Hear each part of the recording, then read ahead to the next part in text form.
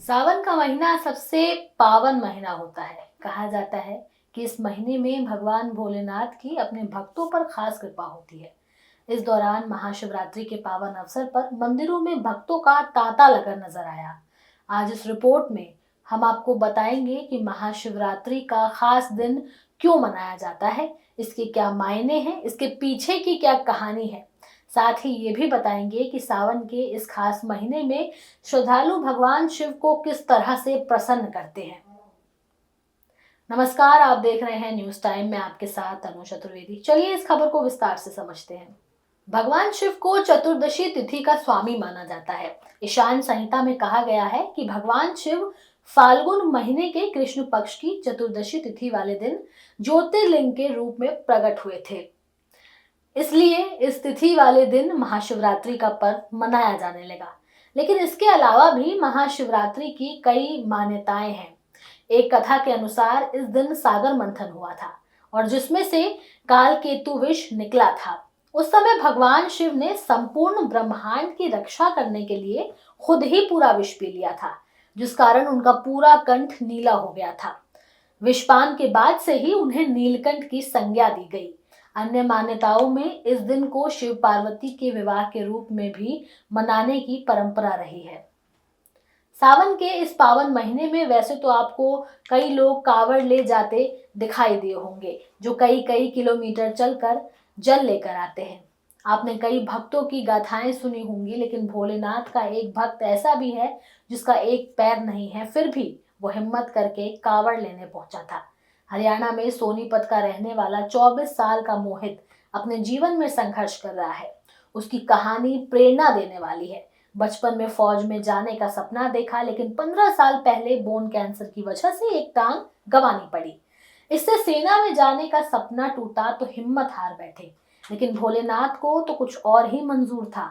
मोहित के अंदर ऐसा जज्बा आया कि वो अपनी एक टांग के साथ भी कावड़ यात्रा पर निकल गया।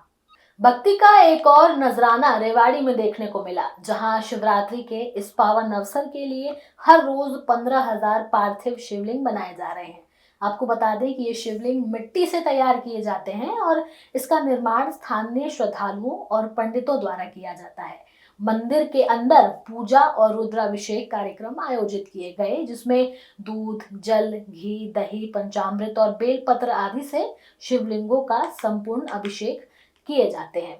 इस आयोजन का उद्देश्य समाज में सुख, शांति, समृद्धि और स्वास्थ्य की कामना करने के साथ साथ भगवान शिव की आराधना करना भी है। मिट्टी से निर्मित पार्थिव शिवलिंग को पूजा में अत्यंत पावन माना जाता है और इसे विधिवत स्थापित करने से कई यज्ञों का फल प्राप्त होता है। पौराणिक कथाओं के अनुसार संत राम ने रावण पर विजय से पहले मिट्टी के शिवलिंग की पूजा की थी, जिससे इसका धार्मिक महत्व और बढ़ जाता है। श्रद्धालुओं का भगवान के प्रति ये अपार प्रेम सावन के महीने में ही खास देखने को मिलता है। पार्थिव शिवलिंग हमेशा स्थान ध्यान करने के बाद किसी पवित्र मिट्टी जैसे गंगा, यमुना या फिर गोदावरी आदि नदी के किनारे से प्राप्त की गई मिट्टी से बनाया जाता है। किसी पवित्र नदी की मिट्टी को लाने के बाद सबसे पहले उसे छान करके शुद्ध किया जाता है और उसके बाद उसमें गाय का गोबर, गुड़, मक्खन और भस्म मिलाकर शिवलिंग तैयार किया जाता है। इस महापर्व में लाखों श्रद्धालु भगवान शिव से मनोकामना करते हैं। इस खास अवसर पर पुलिस प्रशासन की भी अच्छी खासी तैनाती रहती है, ये सुनिश्चित करने के लिए कि भोले बाबा की पूजा करने आए भक्तों को किसी तरह की परेशानी ना हो। सावन के पवित्र महीने में जब शिव भक्त कावड़ लेकर हर हर महादेव के जयघोष के साथ यात्रा पर निकलते थे तो हर रास्ता भक्ति से महक उठता था। ऐसा ही नजारा देखने को मिला जब कावड़ यात्रियों पर जगह जगह पुष्प वर्षा कर उनका भव्य स्वागत किया गया था। श्रद्धालु आम लोगों की ओर से फूलों की बारिश के साथ जब स्वागत हुआ तो हर कावड़िए की थकान एक पल में दूर हो गई। सड़क के किनारे खड़े छोटे बच्चे, बुजुर्ग और महिलाएं बोल बम के जयकारे लगाते हुए कावड़ियों पर फूल बरसाते रहे, मानो खुद भोलेनाथ अपने भक्तों का स्वागत कर रहे हो। कई लोगों ने इस खास अवसर पर व्रत भी रखा होगा। ऐसा माना जाता है कि भगवान शिव अपने भक्तों की हर मनोकामना पूरी करते हैं।